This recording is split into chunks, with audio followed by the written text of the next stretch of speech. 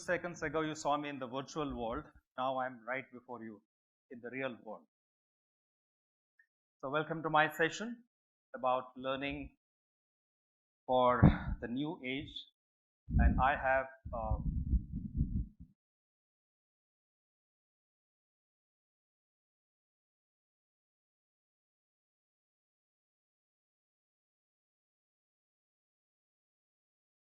so we're going to talk about or we're going to spend some time engaging in a dialogue about learning in the augmented age. So the CEO of ICT Academy, Surya Kumar, the executives of ICT Academy, and all the architects of modern don't address you as the principals or the chairpersons or the directors of colleges, but I look at you as the architects, as the makers and the builders and the shapers of future India. That's how I look at all of you. And today this dialogue is about how and what we can do to accelerate growth for our country, to build a future for our country. How can together we make it happen? Before we get there, before we talk about learning for the augmented age, before we talk about what role academia and industry can play or the corporates can play, let's spend a couple of minutes talking about what's happening all around us. What are the industry trends that we are seeing today? It's important to know what's happening around us before we talk about what should be our strategic action. So these are some of the things which are happening around us. We are right now living through the fourth industrial revolution, which is a fusion of technology where the lines between physical, digital and biological are almost blurred. It's very difficult sometimes to distinguish between physical, digital and biological. The rise in entrepreneurial spirit, this is the hallmark of our time. Innovation in technology, experiences for customers, which customers never experienced before, business models, all of that is causing disruption. Technology shifting the balance of power, putting knowledge at the center of everything. So that's something which is very, very interesting. Today, power doesn't rest with the rich or the affluent or the influential people. It rests with people who have the knowledge. To give an example, there is a homeopathic doctor in Indore who decided something very interesting and powerful. He somehow figured out that the Facebook Messenger can be a very powerful tool for him to earn a lot of money. So he reached out to his friends, contacts, and so on. And he said, if you have a problem, reach out to me on Facebook Messenger. I would give you prescription on the Messenger for free. If you're happy, if you're satisfied, you pay me. Today this doctor in a small city in the central part of India is earning lakhs of rupees every month just by giving prescriptions through Facebook Messenger, and his patients are there all over the world. So the power shifts to somebody who has knowledge and who knows how he or she can use that knowledge to make it meaningful or profitable. So technology has really made the shift happen. Many industries and products are going to become obsolete very soon. Large organizations are breaking down. Before joining my current company, I was working for a company called Hewlett-Packard, and the company 2 years ago got split into three parts: Hewlett-Packard Enterprise, HP Inc., and then there was another part which got acquired by CSC, and so on. So large organizations are breaking down. Large structures are melting away. Hierarchical structure in organizations are breaking down, organizations becoming flat, And we are living through times of accelerated change. Only thing that's constant today is change, but change always happened. Change was there in the past as well. But what's important about change today is the pace at which change is happening, the speed at which change is happening. It's the accelerated change that's really disrupting. So these are the industry trends that we get to see. This is what is happening all around us. Now let's see what's happening at the workplace. This is important because all of you are producing the workforce of the future. So it's important for you to know what's happening at the workplace. A lot of interesting stuff that's happening out there. The makeup of the workforce is changing. More than 50% of the workforce will be millennials by 2020. And some predictions are even more than close to 75% of the workforce would be millennials. The workforce would include full-time employees, part-time employees, contract employees, and employees working for multiple employers at the same time. So the concept of employer loyalty will go away. You would have people who would work for multiple organizations at the same time. So the workforce composition is going to be very interesting. People from different culture, background, um, sexual orientation, etc., will be part of this workforce. With life expectancy on the rise globally, senior employees will work longer, delaying their retirement. That's another interesting trend that you see. And Kumar was talking about, all of us probably will live for 150 years in future. So you can imagine what's going to happen. We're going to see high unemployment on one hand and acute talent on the other side. So find lots of people who are jobless. At the same time, you'll also find jobs remaining vacant, positions remaining empty. So organizations will be looking for talent on one hand, but there'll be lots of people who are jobless. Many professionals will face mid-career crisis. So professionals like me and many of us, we will face a mid-career crisis. With demand for niche skills increasing, employee retention would become a major challenge. The person who has the skills, the king. The demand for talent, the talent war will actually pick up pace. Men and machines would work at the same workplace. So we always knew that men worked at the workplace. We also, with the automation coming in, we saw robotics, etc., taking over the jobs that men used to do. But in organizations, we'll find in the same workflow, parts of the workflow is managed by men and parts of the workflow is managed by machines. And this will make it interesting for HR professionals like us to manage both men and machines at the same time. People managers have always managed people, they've never managed machines. But they're going to now manage men and machines. When I say men, I mean both men and women, by the way. So men and machine will work at the same pace. Men would work for 5 days a week, 8 hours a day. Machines will work for 7 days a week, 24 hours a day. So that blend is going to be extremely challenging for people professionals, talent professionals, HR professionals to manage that. Workforce today is global, virtual, mobile, on the go, spread across countries and cultures. The concept of 9 to 5 working hours will disappear. So these are the trends of the work. This is what is changing the workplace. So we talked about the trend. We talked about what's happening. We talked about what's changing. Now let's look at the opportunity. Opportunities are plenty. Pretty much half the population in India is under 25. The Honorable Chairman of the Higher Education Department was talking about it. 10 to 19 age group. There are 226 million youngsters who are poised to enter higher education. Great opportunities for all of you, ladies and gentlemen. 226 million young boys and girls are ready to get into higher education.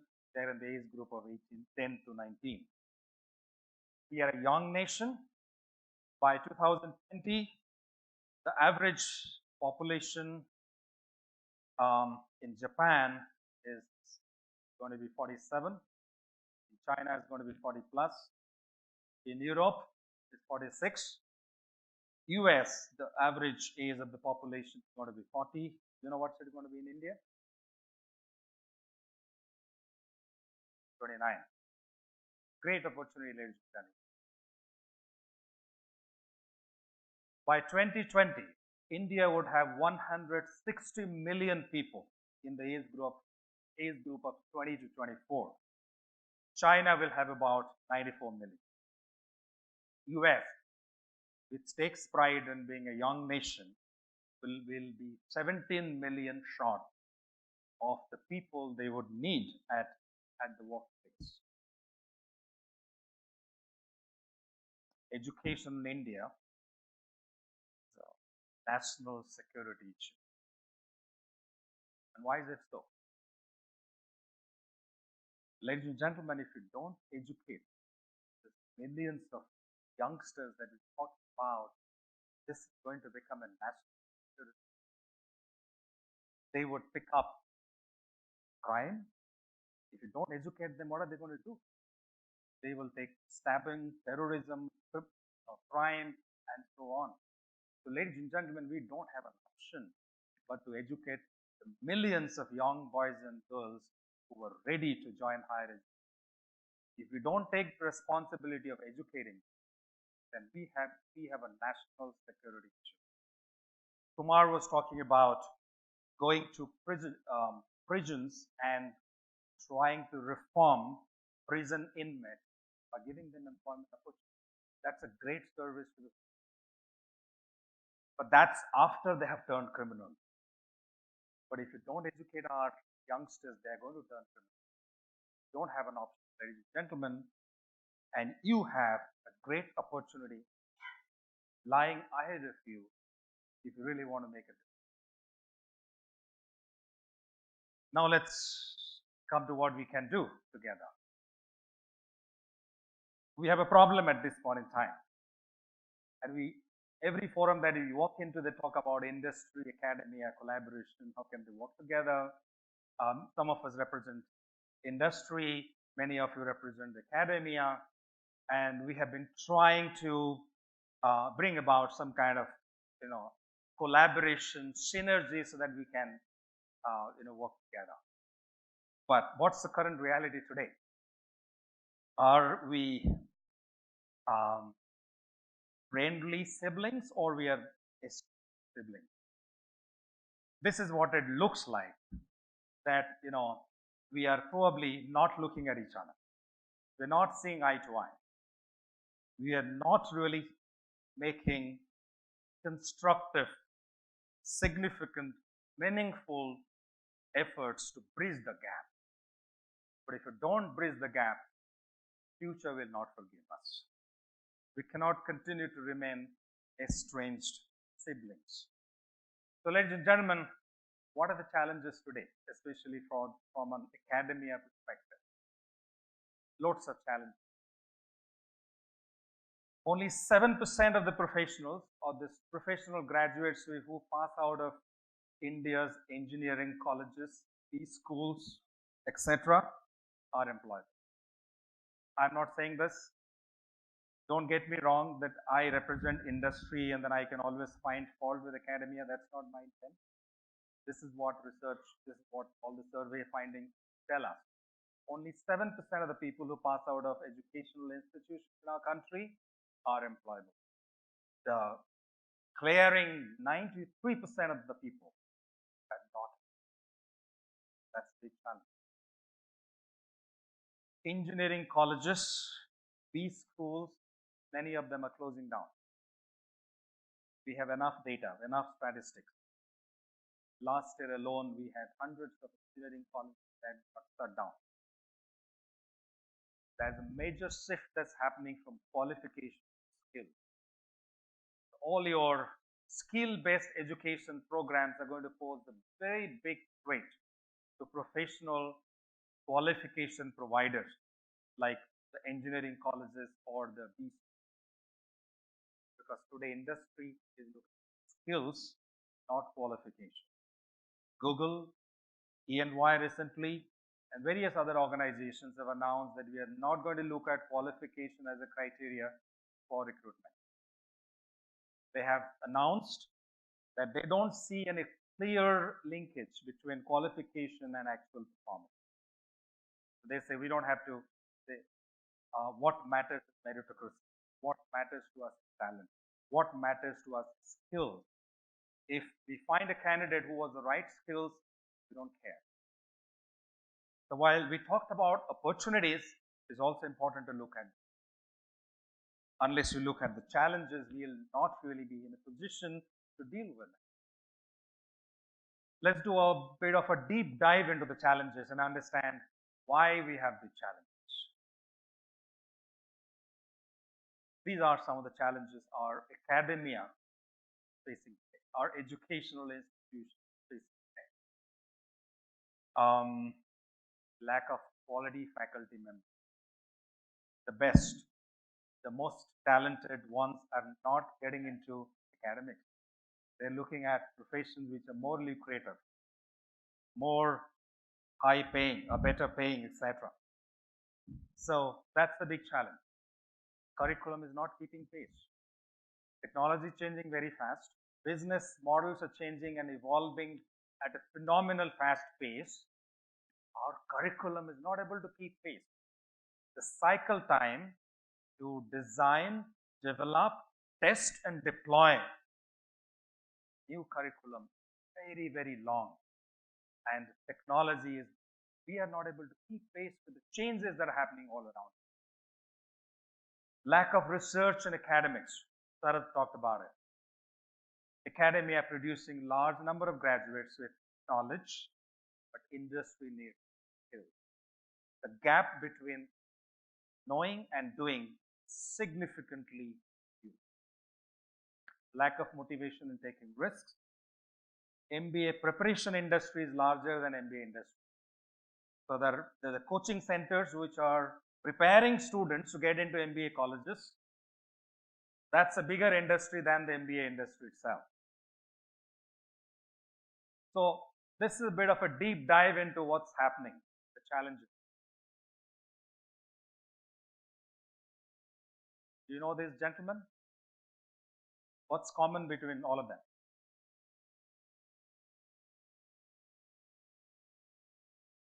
None of them has an MBA. Well, you might probably curse me or beat me up for making a statement like this, but that's reality. They don't have a professional degree, but probably they had something which we are not enabling our youngsters with. Probably they had some attributes which our youngsters are not learning in the education system, and they had this attribute. They have the ability and desire to think, to take risks. They have the desire and ability and the appetite to deal with failure. They have the ability to deal with ambiguity, ability to tolerate frustration of ambiguity, ability to influence. They have the emotional intelligence. They have empathy. They have fearlessness. They have collaboration. They have the ability to solve problems. They have the ability to connect the dots. And we don't empower our students with these skills in our educational institution. We give them the best of knowledge in accounting, supply chain, international business, strategy, human resources, or the best of emerging technologies, including cloud computing, AI, AR and VR, and so on. But they're not enough to become successful. What's important are. So what we can do differently? What is the, I don't know, or is it an indication that it's time for me? Or it's almost. It is. Not. Can you help?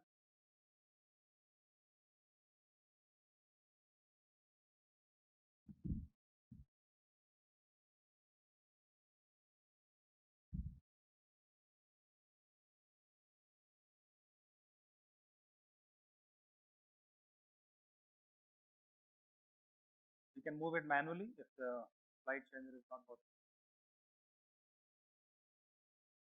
Okay. So now, in the interest of time, what can we do different? What are your thoughts?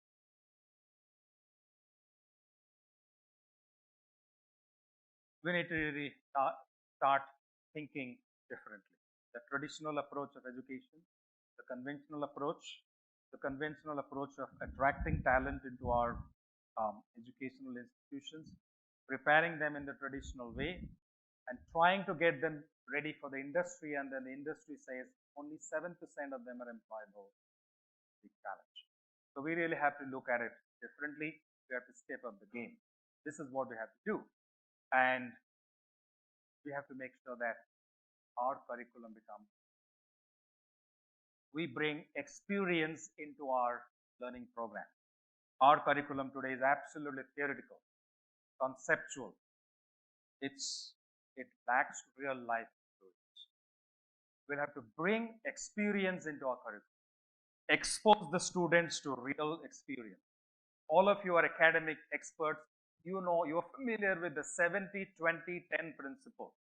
Only 10% of learning happens through formal education. 20% of learning comes through socialization, networking, coaching, mentoring, etc. 70% of learning happens through experience. But our education system, our curriculum is largely focused on conceptual, theoretical learning, which caters to only the 10% of learning that happens in our education system today. We have to shift the gear, see how we make learning experience.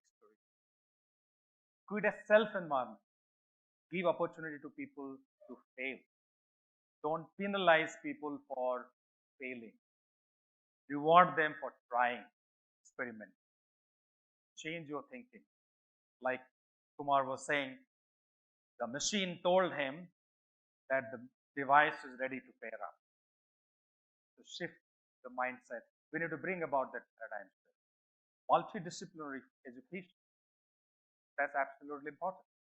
Today, if medical colleges are producing doctors, it's not enough for a doctor to become a good surgeon. It's also important for the doctor to understand technology. Inside the operation theater, the doctor is going to use sophisticated machines. That's important. Today, I think a scientist in Google has discovered. It says time is up, so I'll try and wrap up quickly. A scientist in Google has invented a device which actually can read this device can read the retina of your eyes and predict if a person will have cancer in the next 6 months. Good blend of technology. The person who has invented this, of course, understands technology, and he also understands medicine. He also understands, our human anatomy. So this is the age of multiple specialties. Is our education system providing multiple specialties to our students? Students of economics needs to understand technology. Students of technology needs to understand business. Students of medicine needs to understand IT, and so on. Our educational system should become multidisciplinary education system. Faculty members having a stint in the industry. Can you send your faculty members, ask them to go to a corporate or go to a social meeting and lead projects there, try and solve problems. Accountability, measurable metrics for academics. What is the metrics of success? What are the measurements that you have within the organization? How do you hold yourself accountable for the success? What measurements that you have in place? This is how we can step up the game. And that's possible when you and us start collaborating. When you and us become friendly and caring siblings. If you continue to remain estranged siblings, this is not going to solve the problem. While you agree and decide to step up the game, the industry has to come forward and they say that we are going to partner with you. Unless that happens, we cannot drive this change. And as we begin our journey towards excellence, we can see two paths leading in two different directions. One leads to mediocrity, another leads to excellence. Which path we want to take, the choice is ours. That's our choice. Today, ladies and gentlemen, we will have to make our choice, whether we want to take the path that leads to mediocrity, average performance, average outcomes, or we take the path which is excellence. Unfortunately, there is no third path. There is just two. We have to choose one of them. Ladies and gentlemen, the choice is ours, which path that we want to take. Have you decided?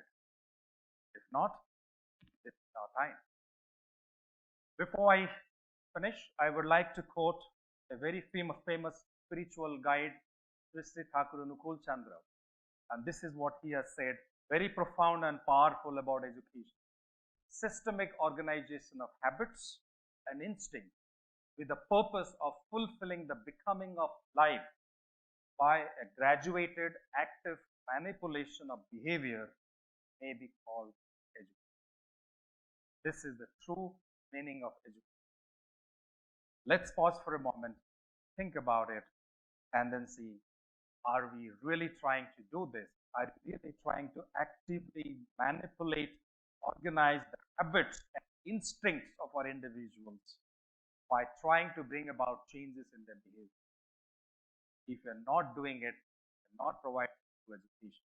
I would like to stop here with this profound thoughts by Sri Thakur Anukul Chandra and wish you all the best as you decide to choose one of the two paths that I talked about. Thank you very much, ladies and gentlemen.